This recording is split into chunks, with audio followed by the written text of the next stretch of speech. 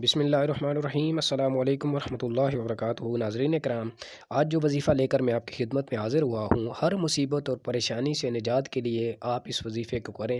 پیارے نبی کریم حضرت محمد مصطفیٰ صلی اللہ علیہ وسلم کی تعلیمات میں ہے کہ اگر آپ پر کوئی بھی مصیبت یا پریشانی آئے تو اس وظیفے کو ایک بار کریں۔ اس کے علاوہ ناظرین کرام، حضرت یونس علیہ السلام جب مچھلی کے پیٹ میں تھے تو انہوں نے بھی یہی اللہ تعالیٰ سے وظیفہ یا دعا کی تھی۔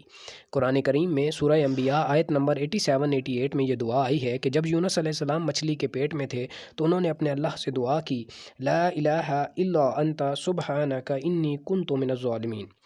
اب اگر اس کے ترجمے اور مفہوم کی طرف جایا جائے تو پہلے حصے میں اللہ تعالیٰ کی پاکیزگی اور بزرگی بیان کی گئی ہے کہ یا اللہ، آپ کے سوا کوئی معبود نہیں، آپ کی ذات پاک ہے۔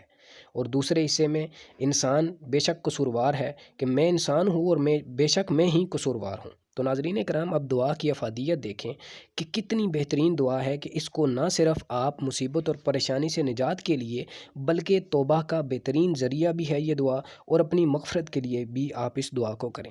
اب ناظرین کرام، یہ دعا کتنی پر اثر ہے اس حوالے سے بھی میں آپ کو قرآن کریم کی ہی ایک اور دو آیتوں کا ثبوت بھی پیش کر دیتا ہوں کہ سورہ الصافات آیت نمبر 143-144 میں اللہ تبارک و تعالیٰ کی ذات فرماتی ہے، ترجمہ و مفہوم جس کا یہ ہے کہ اگر یونس ہمیں ان الفاظ میں نہ پکارتا تو وہ قیامت تک مچھلی کے پیٹ میں رہتے۔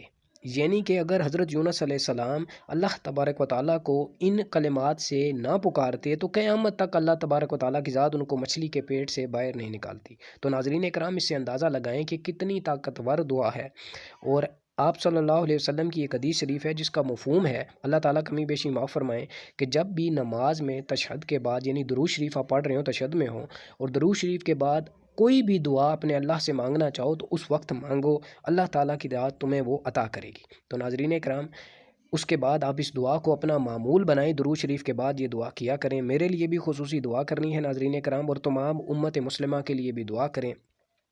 اگر آپ ہمارے چینل پر نئے ہیں تو ہمارے چینل کو سبسکرائب کر دیں۔ ملتے ہیں اگلی ویڈیو میں، تب تک کے لیے اپنا بہت سارا خیال رکھیے گا۔ اللہ حافظ۔